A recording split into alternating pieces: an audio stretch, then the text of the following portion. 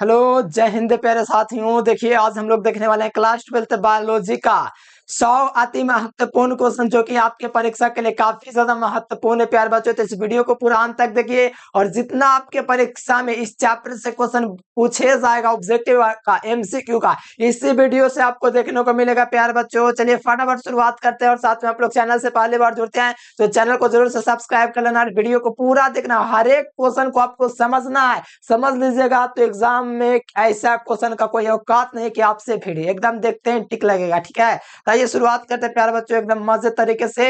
आप लोग तैयार रहिए, अपने कलम कॉपी लेकर आपको तैयार होना है। जो आपको नहीं पता रहेगा उसको आपको लिख लेना है और साथ में आप लोग एक तालिका बना लीजिए जैसे 1 से लेकर 100 तक। उसमें जितना क्वेश्चन करवाऊंगा ना उसको आप लोग एबीसीडी काटते जाना, फिर देखना कितना गलत हुआ कितना सही हुआ। ठीक है, आइए शुरुआत करते हैं प्यारे बच्चों। चलिए आइए, जय हिंद प्यारे साथियों। आइए फटाफट देखिए, यहाँ पर देखिए पहले बात तो आपको पता है कि जो आपका बायोलॉजी है प्यारे स्टूडेंट्स, इसमें बायोलॉजी में कितना चैप्टर है तो सबको पता है कि 16 चैप्टर है, जिसका यह सेकंड चैप्टर है। कौन सा? सेकंड चैप्टर पुष्पी पादपों में लैंगिक जनन, पता है कि नहीं? सबको पता होगा। और पहला चैप्टर लैंगिक जनन था, तो पुष्पी पाद यानी पुष्पी जो पादप होता है वो लैंगिक जनन कैसे करते हैं उसके बारे में इस चैप्टर में पढ़ना था। ठीक है, तो 100 महत्वपूर्ण क्वेश्चन देखेंगे तो उसको अच्छे तरीके से कर लेना है। और जो विद्यार्थी नोट्स लेना चाहते हैं, बैच ज्वाइन करना चाहते हैं पूरे सब्जेक्ट के, तो इस नंबर पर कॉन्टेक्ट कर लीजिएगा। और आपको बस प्रयास यही करना, बोर्ड एग्जाम में टॉपर लिस्ट में आना, क्योंकि इतना आसान सिलेबस है। अगर उतना भी ना पाते तो पढ़ना बेकार है, क्योंकि इतना विकल्प दे दिया, इतना कम का जवाब देना है। एकदम सोचिए, थोड़ा आग भरिए अपने आप में, इतना छूट दे रहा है तब तो आपको बिहार बोर्ड टॉपर आना चाहिए। आइए शुरुआत करते हैं। देखो, sexual reproduction in flower plant. ठीक है, तो यहाँ से देखिए पहला नंबर क्वेश्चन की शुरुआत होता है। प्यार बच्चों आपसे क्वेश्चन किया है, देखिए इसका औकात कि आपसे क्वेश्चन करते हुए इतना होला कि आपसे पूछ दे कि वायु परागण किसमें नहीं होता है।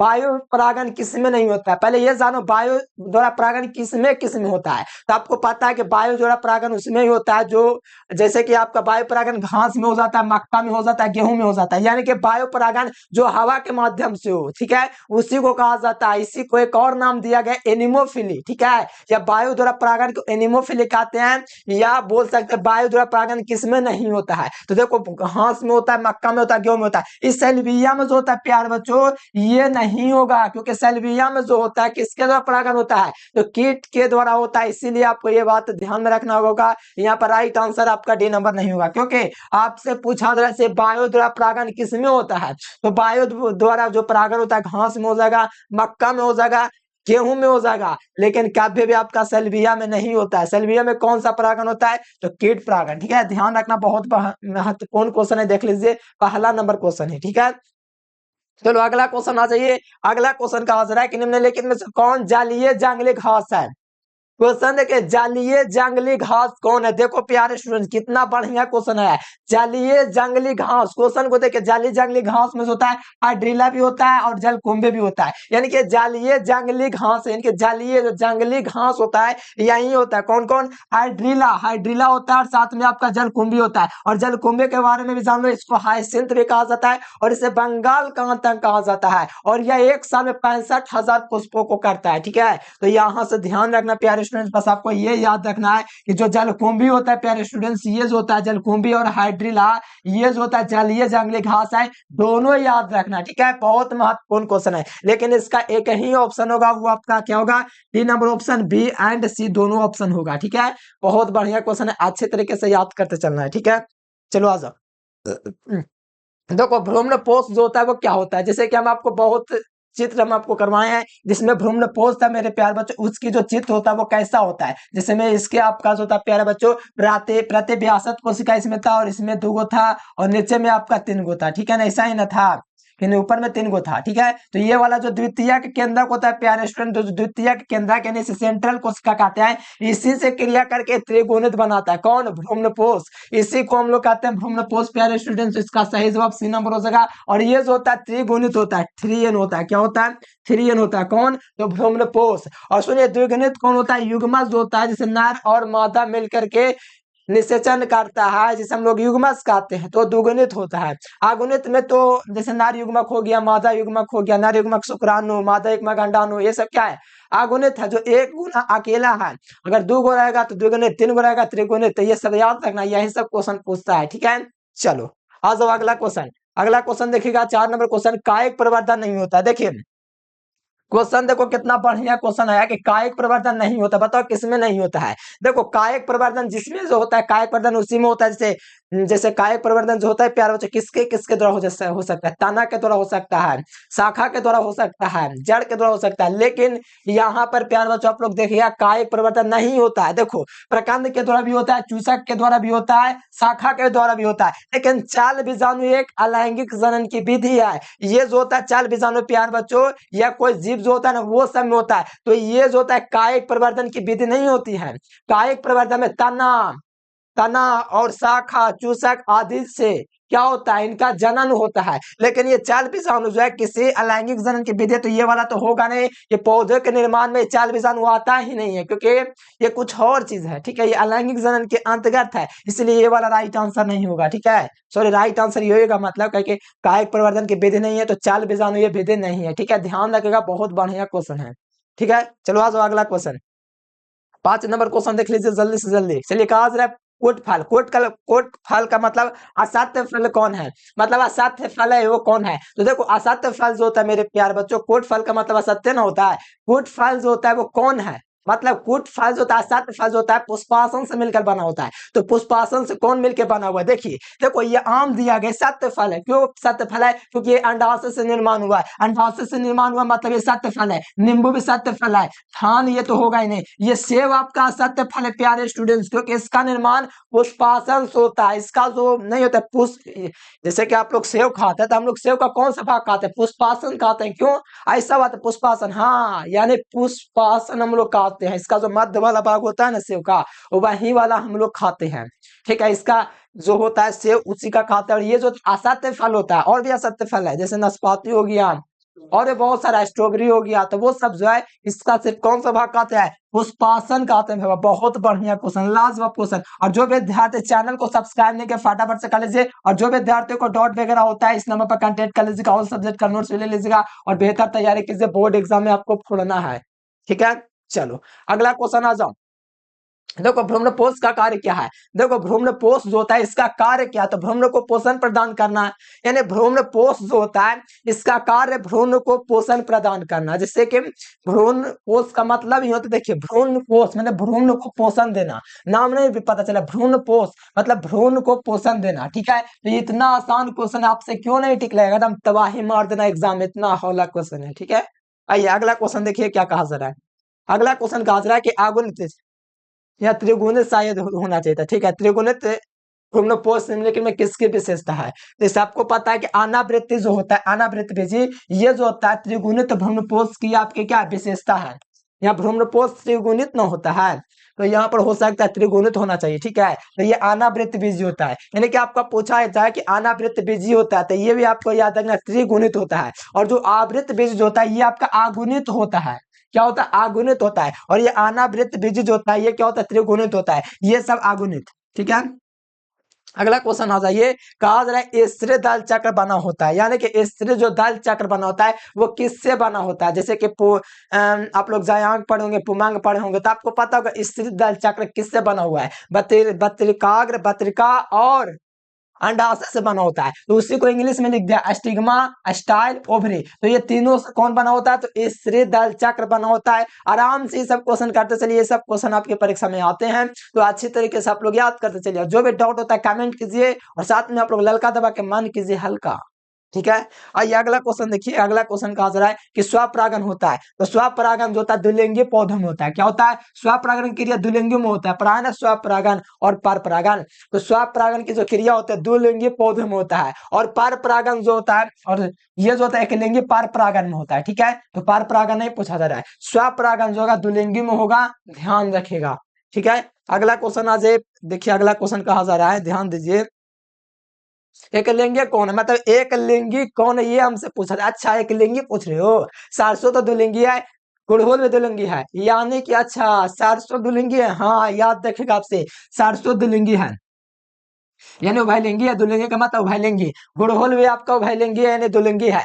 लेकिन पपीता जो है यहाँ पर क्या एक लिंगी है, तो राइट आंसर से नंबर हो जाएगा। पपीता क्या हो जाएगा, एक लिंग। याद रखेगा पपीता में एक लिंग होता है, यानी कि एक पपीता में एक ही लिंग होता है, दो गो नहीं, दो गो होता है सरसों में गुड़हुल में, ठीक है। पपीता में एक ही लिंग होता है, इसलिए एक लिंगी होगा। अगला क्वेश्चन आ जाइए 11 नंबर क्वेश्चन। काजरे के परागकण होते हैं, तो परागकण जो होता है एक प्रकार का नारी युग्मक होता है, और परागकण देखिएगा तो सजावटी, एलर्जी कारक ये सब भी हो सकता है, लेकिन यहाँ पर परागकण मुख्यतः जो होता है प्यारे बच्चों एक प्रकार का नारी युग्मक है। कौन है? नारी युग्मक है, इसलिए सही जवाब ए नंबर, ध्यान रखिएगा। अगला देखिए परागभित्ति क्या होता है, बहुत बढ़िया क्वेश्चन है। देखिए परागभित्ति जो है ये क्या होता है, तो परागभित्ति जो होता है द्विस्तरीय होता है। जैसे कि परागकण की आप बनावट देखेंगे तो परागकण जो होता है प्यारे बच्चों वहां पर ध्यान से देखिएगा तो परागभित्ति एक शब्द आता है, जो ये क्या होता है द्विस्तरीय होता है। कैसा होता है? द्विस्तर, मैंने दो स्तर इसमें होता है। इसका आप लोग संरचना पढ़ोगे तो आपको पता होगा, द्विस्तरीय पढ़ाए भी हैं, ठीक है। तो अच्छे तरीके से हम करते चलिए, और साथ में आप लोग चैनल को सब्सक्राइब कर लीजिएगा प्यारे बच्चों, और बेहतर तैयारी करने के लिए आपको जो मैंने नंबर दिया उस नंबर पर कांटेक्ट करिएगा। देखिए परागकण जो होता है वो कैसे हो सकते हैं, पहला बार सुन लीजिए। परागकण का क्वेश्चन बैंक में बहुत सारा गलत आंसर आता है, मैं नहीं कहता हूँ क्वेश्चन बैंक के आंसर पर भरोसा करो, ठीक है, बचो उससे। परागकण जो हो सकता है गैमेटोफाइट भी होते हैं, सजावटी कारक भी होते हैं, साथ में एलर्जी कारक भी होते हैं। अब कहिएगा कौन सा ऑप्शन, तो राइट आंसर डी नंबर। सिर्फ आपको ऑप्शन क्वेश्चन बैंक में देगा सी नंबर, लेकिन आपको ध्यान रखना है परागकण जो होते हैं ये आपका गैमेटोफाइट भी होता है, सजावटी के लिए भी यूज होता है, एलर्जी कारक भी होता है। मतलब इसका सही जवाब ओवरऑल देखा जाए तो डी नंबर देफोर दिल्ली होगा, ठीक है। एकदम अच्छे तरीके से याद कर लीजिए, एकदम अच्छे तरीके से, ठीक है। और जो डाउट होता है कमेंट है ना प्यारे बच्चों, कमेंट कर दीजिएगा, और कमेंट एक प्यारा सा करिए रोज। अगला क्वेश्चन आ जाइए, यहाँ पर देखिए जाल द्वारा परागण किसमें होता है। जाल द्वारा परागण जानने से पहले ये आपको चारों क्वेश्चन के ऑप्शन को आपको समझना पड़ेगा। देखिए पहला ऑप्शन में दिया गया है जलकुंभी, तो जलकुंभी में किसके द्वारा परागण होता है? कमल, तो कमल में तो कीट के द्वारा परागण होता है, किसके द्वारा? कीट के द्वारा, तो कीट तो होगा नहीं। कमल, कमल में पहले लगता है आपको पानी में फैल रहा तो जाल द्वारा परागण नहीं। कमल पर कौन लगता है, कौन लगते? तितलियां, तितलियां मतलब तितली, मतलब तितली किसके द्वारा परागण करेगा? कीट के द्वारा, इसलिए ये नहीं होगा। और जलकुंभी में भी कीटे और हवा के द्वारा परागण होता है। ये जलकुंभी जो होता है हवा और कीट के माध्यम से इसमें परागण होता है, ठीक है। वायु और शायद वायु भी होता है कभी कभार, लेकिन हाइड्रिला जो होता है इसमें आपका कौन सा परागण होता है? तो जल द्वारा परागण होता है, इसीलिए राइट आंसर सी नंबर होगा, ध्यान रखिएगा, ठीक है। चलो आ जाओ अगला क्वेश्चन। एनिमोफिली द्वारा परागण किसमें होता है? देखिए कितना बढ़िया क्वेश्चन आ गया। एनिमोफिली में जो परागण होता है वो हवा के द्वारा होता है, ठीक है। और चिड़िया के द्वारा ये तो होगा नहीं। मेलोफिली तो होता है चमगादड़ के द्वारा, खूंगा ये सब नहीं होगा, ठीक है। आपको ध्यान रखना एनिमोफिली जो होता है हवा के द्वारा होता है, और एंटीमोफिली जो होता है कीट के द्वारा होता है। किसके द्वारा? कीट के द्वारा। कौन सा? एंटीमोफिली। आएगा आगे क्वेश्चन, टेंशन नहीं लीजिए, 100 क्वेश्चन इतना आसान नहीं है कि तुरंत हो जाएगा। चलिए आते जाइए और देखते जाइए। एंटीमोफिली द्वारा परागण किसमें होता है? तो मैंने अभी बोला कीड़ा, यानी कि कीट, इसी को कीट भी कह सकते हैं, कीड़ा कहिए या कीट कहिए। कीट द्वारा परागण किसमें होता है? तो एंटीमोफिली, यानी एंटीमोफिली नामक परागण किसके द्वारा होता है? तो आपको याद रखना है कीट के द्वारा, ठीक है। तो ये सब क्वेश्चन आपको एकदम अच्छे तरीके से याद करना, एकदम लॉलीपॉप क्वेश्चन है, ये सब याद रखना। नोट्स जो दिया ना उसमें से ही सारा क्वेश्चन है, तो याद करते रहिएगा। अगला क्वेश्चन आ जाए 17 नंबर क्वेश्चन। वायु परागत, वायु जो परागत जो पुष्प होते हैं सामान्यतः कैसे होते हैं? जो वायु के जो परागित पुष्प जो होते हैं वो कैसे होते हैं? पहला बात तो आकर्षक होते हैं। अगर आप लोग ऐसा सोच रहे हो तो थोड़ा सा माइंड को चेक करो, ठीक है। ये छोटे और रंगहीन होते हैं। कैसे होता है? छोटे और रंगहीन होते हैं। किसके द्वारा? वायु द्वारा परागित जो पुष्प होता है छोटे होते हैं, लेकिन रंग इसमें नहीं होता है, ये रंगहीन होते हैं। छोटा होगा और रंग तो दिखने नहीं करेगा, यानी कि रंगहीन होते हैं। मतलब सही जवाब क्या हो जाएगा? सी नंबर हो जाएगा, ठीक है, ध्यान रखना। आ जाओ अगला क्वेश्चन। देखिए किसका बेस्चोल खाया जाता है? बेस्चोल किसका खाया जाता है ये बता दो। बेस्चोल मतलब, बेस्चोल का मतलब होता है उसका बाहरी आवरण किसका खाते हैं? जैसे कि उसका, जैसे कि कोई फल है, ठीक है, उसको हमको खाना है, तो उसके बाहर वाला जो नहीं होता बाहर का भीतर, उसको हम लोग खाते हैं। मैंने बाहरी का जो चोल होता है ना, चोल, उसको हम लोग खाते हैं। बाहरी चोल का, अंदर वाला नहीं। जैसे कि अंदर में हो गया क्या? जैसे जायफल तो आप लोग देखे नहीं, लेकिन लीची तो जरूर देखेंगे, ठीक है। तो लीची को सोचिए, लीची को देखिए तो बाहर में व्हाइट कलर का एक मांस होता है, उसको खाते हैं। शरीफा को देखे, शरीफा में भी वैसा है, उसी प्रकार का होगा। शरीफा को देखे तो उसका जो बाहर का जो भित्ति भित्ति होता है, मांसल भित्ति, उसको खाते हैं। मतलब सब का बीजचोल खा रहे हैं। जायफल का बीजचोल खाया जाता है। इसका क्वेश्चन बैंक में आंसर गलत दिया हुआ है, लेकिन मैं कहता हूँ इसका सही जवाब डी नंबर होगा, ठीक है। पूरा एकदम समझ के पढ़िए, रट्टा नहीं मारिए कि इसका राइट आंसर सी नंबर होगा, ऐसे नहीं। जायफल, लीची, शरीफा, ये सब का बीजचोल खाते हैं। कौन सा भाग? बीजचोल खाते हैं। तो राइट आंसर सभी होगा इनमें से। और ललका दबा के मन कीजिए, हल्का बेल आइकन दबाइए। अगला देखिए भ्रूणकोश की सेंट्रल कोशिका होती है, जैसे भ्रूणकोश जैसे है मेरे प्यारे बच्चों, भ्रूणकोश है तो आपको पता है कि सेंट्रल कोशिका कैसा होता है, द्वितीयक केंद्रक होता है। तो द्वितीयक केंद्रक देख लीजिए, तो सेंट्रल कोशिका, सेंटर में जो कोशिका होती है द्वितीयक केंद्रक होती है, तो यहाँ से देख लीजिए द्वितीयक केंद्रक, राइट आंसर बी नंबर, ठीक है। और इसके इसके जो होता है, इसके और इसके बीच में जो होता है एक सहायक कोशिका होता है प्यारे स्टूडेंट्स, ठीक है। और यहाँ पर भी जो होता है बहुत सारा चीज होता है, और इसको कहा जाता है ऊपर वाले को प्रतिमुख कोशिका, ठीक है। तो ये सब ध्यान रखेगा, आगे ये सब क्वेश्चन आते रहेगा, तो आप लोग टेंशन नहीं ले, पर बस आराम से क्लास कीजिए, रोज कीजिए, और चैनल को सब्सक्राइब करके रखिए ताकि आपको कोई दिक्कत ना हो आगे चल के। अगला क्वेश्चन देखो, पादपों में एम्फीबियन किससे संबंधित है? पादपों में जो एम्फीबियन है वो किससे संबंधित है? पहला बात तो ब्रायोफाइट से, और इसे पादप चर का उभयचर भी कहा जाता है, किसको? ब्रायोफाइट्स को, यानी ब्रायोफाइट जो होता है इसे पादप चर का उभयचर भी कहा जाता है। इसलिए पादपों में जो एम्फीबियन जो है किससे संबंधित है, तो आपको याद रखना है ये आपका ब्रायोफाइट से संबंधित है, ध्यान में रखिएगा, ठीक है। आज अब अगला क्वेश्चन, कमल में परागण किसके द्वारा होता है? ध्यान से देख लीजिए, कमल में परागण, कमल में परागण किसके द्वारा होता है? तो कमल में परागण जो होता है किसके द्वारा? बहुत बढ़िया क्वेश्चन, थोड़ा सा कंफ्यूज कर सकते हैं आप, क्योंकि आप लोग सोचो अच्छा कमल, ये तो कमल तो पानी में होता है, मतलब जल द्वारा परागण, तुरंत लगाओगे और ये यहाँ से आपका ऑनलाइन पिटाई हो जाएगा, क्योंकि कमल में परागण होता है, लेकिन कमल पर कौन जाता है? कौन जाते हैं?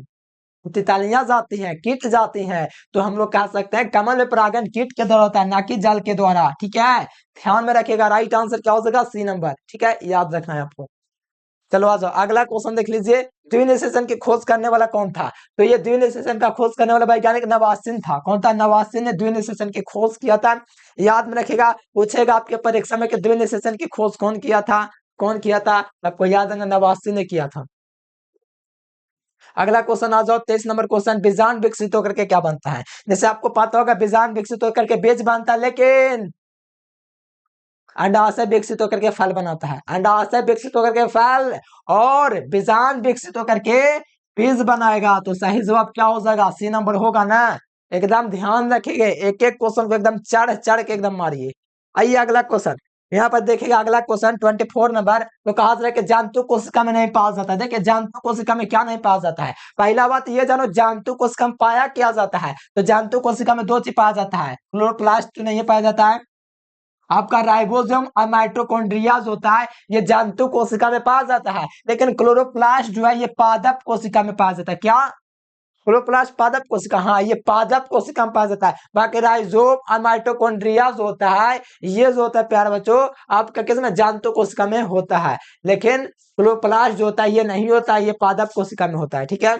Right answer A number. अगला क्वेश्चन, छोड़ दे, देखिए यहाँ पर कहा जा रहा है कि पुष्प में नर जनन अंग कहलाता है, तो पुष्प में नर जनन अंग पुमंग कहलाएगा, और मादा जनन अंग जो कहलाएगा मेरे प्यारे लाल, ये आपका जयांग कहलाएगा। क्या कहलाएगा?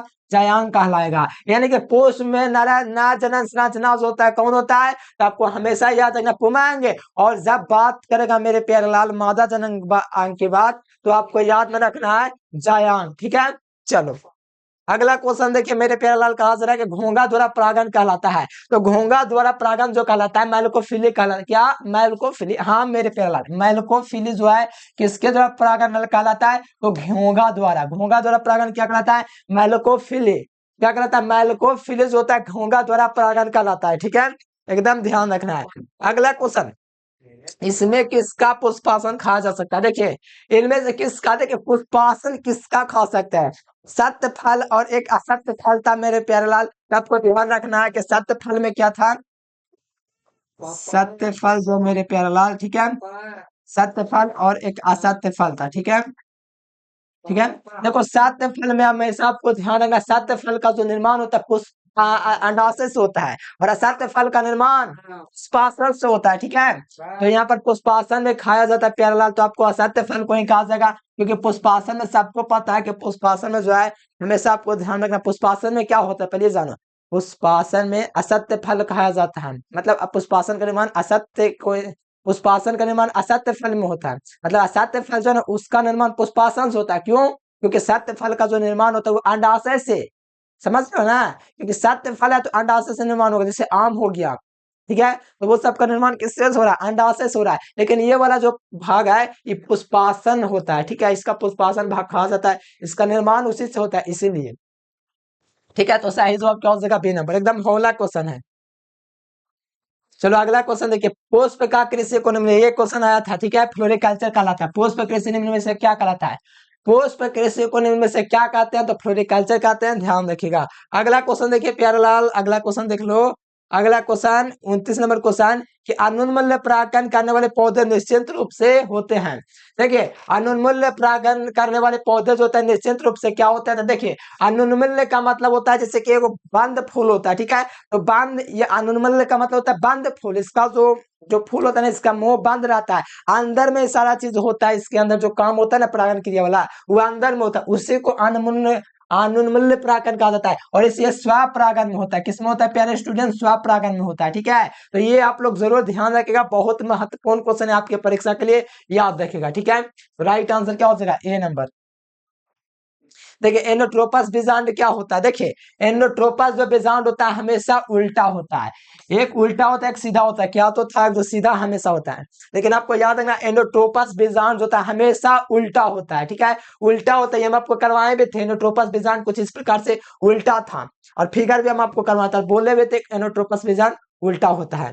देखो इनमें से कौन जलोदविद होता है? मतलब जल में होने वाला, तो सिंघाड़ा जल में होता है, नागफनी तो नागफनी होता है, मरुस्थलीय इलाका शीशम भी, एकासिया भी, यानी राइट आंसर सिंघाड़ा जो होगा पानी में होता है, इसलिए जलोदविद पौधा कहा जाता है।